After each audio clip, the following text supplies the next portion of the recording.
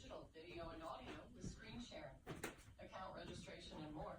Zoom.us. And from Campaign Monitor, an email marketing platform used by more than 200,000 customers worldwide.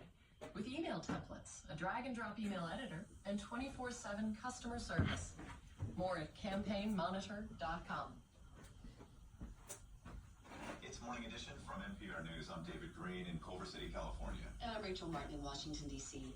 The FBI has arrested a Coast Guard lieutenant who lives in a suburb of Washington, D.C., and the allegations against him are grim to say the least. According to court documents, the suspect is a self-described white nationalist who stockpiled weapons and claimed that he wanted to kill as many people as possible.